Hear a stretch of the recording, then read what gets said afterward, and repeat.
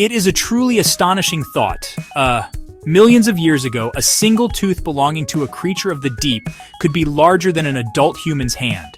This was the tooth of the megalodon, a shark of such colossal proportions that it dwarfs anything swimming in our oceans today. This is not a fanciful tale from an old mariner's logbook. It is a stark, tangible piece of evidence. A fact so startling it forces us to pause and reconsider the very limits of what life on our planet can be. It encourages us, with a sense of profound wonder, to peer back into the immense darkness of prehistoric waters and ask, well, what other marvels once dwelled there, hidden from our modern eyes? These ancient behemoths are often called sea monsters. The term itself conjures images of mythical beasts, krakens with grasping tentacles, sea serpents capable of pulling entire ships into the abyss. For centuries across countless cultures, humanity has told stories of these formidable creatures. They were born from the fear and respect that the vast, unknown ocean inspires. Yet alongside these legends, a different kind of story has been unfolding. This is a story told not by sailors, but by scientists. Paleontologists, with their patient tools and their keen eyes, unearth the fossilized remains of these animals, transforming legend into a scientifically documented reality, one bone at a time.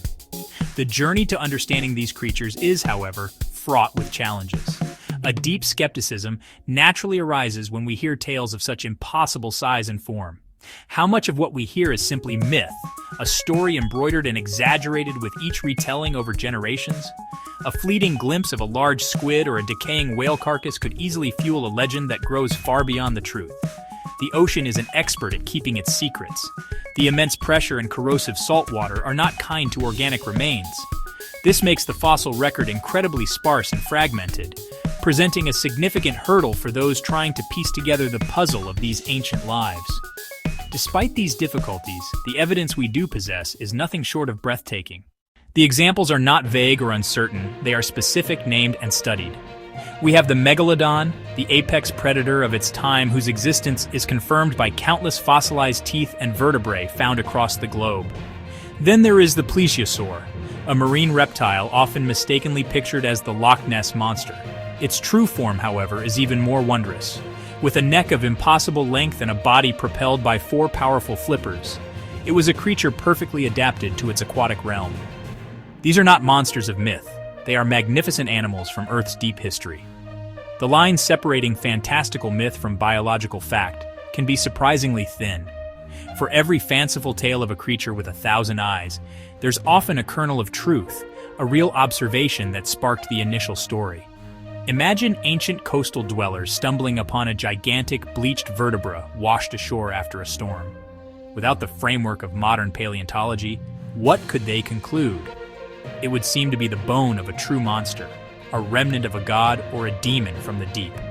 These discoveries, woven into the cultural fabric of a community, become the very seeds from which the grand myths of sea serpents, leviathans grow over many, many years. Science provides the tools to carefully trace that line. When we examine the fossil evidence, the picture becomes clearer and in many ways far more fascinating than the myths themselves. Take the mosasaur, for instance. This was not a serpent, but a gigantic aquatic lizard, some species reaching lengths of over 17 meters. They possessed a second set of teeth on their palate, ensuring that any prey caught in their powerful jaws had absolutely no chance of escape.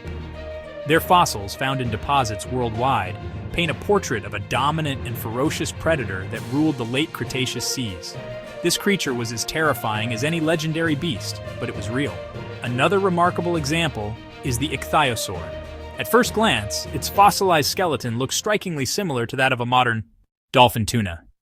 It had a streamlined, teardrop-shaped body, a powerful tail, and large eyes, suggesting it was a swift hunter that likely preyed on fish squid in the open ocean.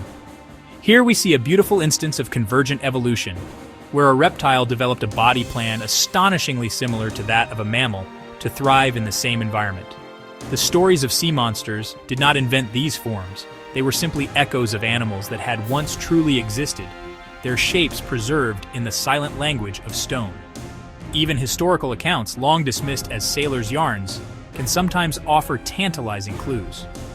Writings from ancient Greece, or chronicles from Renaissance explorers occasionally describe bizarre carcasses found on beaches or colossal bones unearthed by farmers.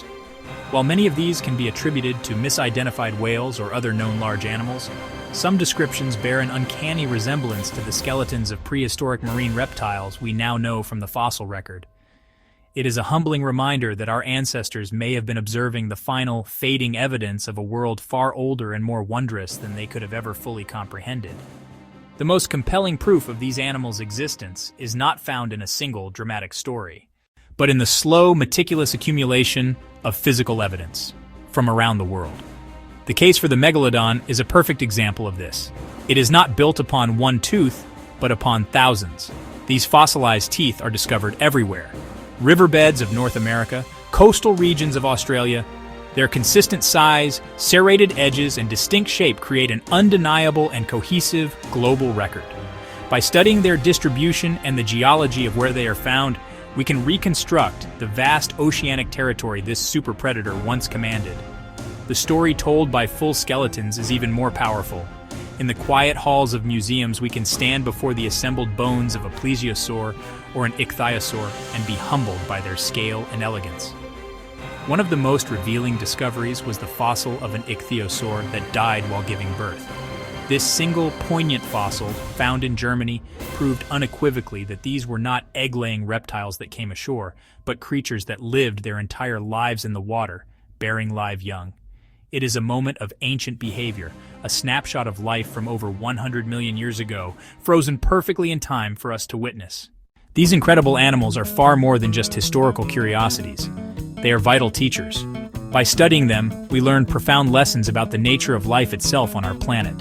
They demonstrate the sheer creative power of evolution, showing how life can adapt to fill every conceivable niche, even producing air-breathing reptiles that return to the sea to become apex predators. Their existence pushes the boundaries of our imagination and shows us that the history of our world is more dramatic and spectacular than any fiction we could invent. So, tell me, which of these incredible animals from our planet's deep past captures your imagination the most?